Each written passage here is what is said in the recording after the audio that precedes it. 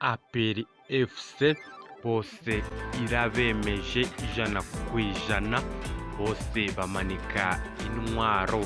Aho iyi kipe ya APR FC ntago twari tuzi neza ko burya ifite abakinyi twakwita b'ibijigo, abakinyi bakomeye cyane, aho hari abakinyi ubu ngubu iyi kipe ya Rayon Sport irimo yikanga, dore ko iri kwitegura match ya gatatu izayihuza iyi kipe ya APR FC ndetse na Rayon Sport. Aho rwose ibintu byakomeye, dore ko umutoza yabyukanye icyo twakwita ubukana, dore ko noneho yakamejeje, yazanye icyo twita tekinike zidasanzwe, dore ko izo yakoresheje muri Sekafa Kagame Cup noneho yazikubye inshuro 10 kugira ngo ibintu bibe byagenda neza, dore ko agiye noneho kuzana tekinike ziruta iza Fulgence. Ese biragenda bite? Iyi kipe ya APR FC izanye ubukana budasanzwe nyuma yo gutsindwa na Police FC ikayitwara igikombe cya Super Cup. Iki gikombe rero kiraza gukora impinduka zigiye zitandukanye mutigeze mubona mu kipe ya APR FC. Mwibuka kandi kuyoboka uyu muyoboro Ubwino TV 7 munyura ku rukuta rwa YouTube, mukanda subscribe, like, share and comment kugira ngo tuje tubana namwe mu makuru agiye atandukanye tubagezaho mu makuru y'imikino mu kipe ya APR FC. Ikipe ya APR FC bose irabemeje, bamanika intwaro hasi rwose.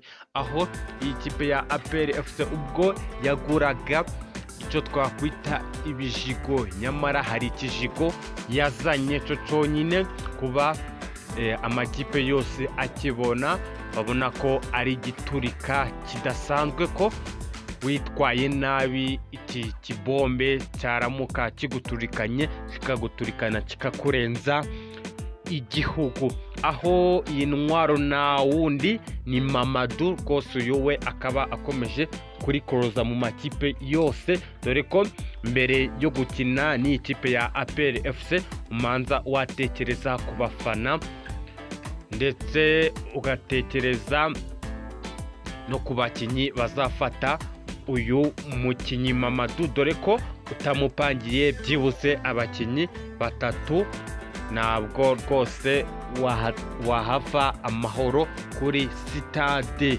Dore ko iyi kipe ya APR FC saba gusa ahubwo ifite n'izindi ntwaro zidasanzwe.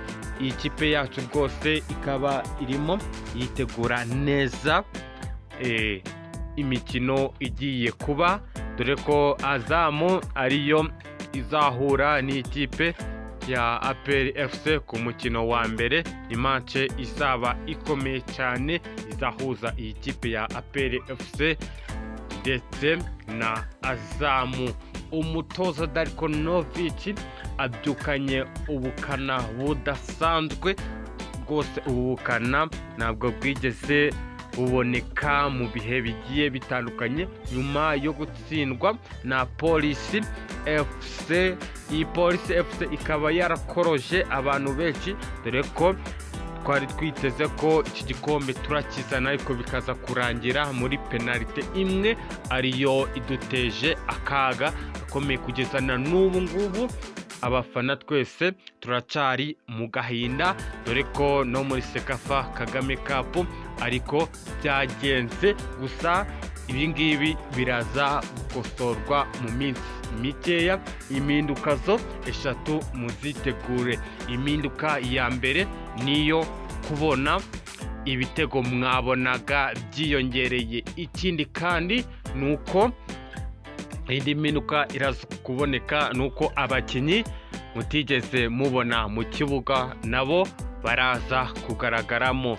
Ikindi kandi arico cya nyuma nuko muraza kubona ibisha mutigeze mubona habe n'umunsi n'umwe mu mikino yose yagiye iba, dore ko uyu mutoza tekinike noneho azanye agiye kuzikuba inshuro 10 muzo yakoresheje muri Sekafa Kagame Cup, dore ko Sekafa Kagame Cup ikipe rwose yari yitwaye neza, ariko kuri finali penalite akaba ari yo yaje gutuma dusezererwa, anariko byanagenze ku mukino wa polisi bikarangira Super Cup bayidutwaye, ariko ubu ngubu ho ntabwo byagenda neza baramutse badutwaye iki gikombe.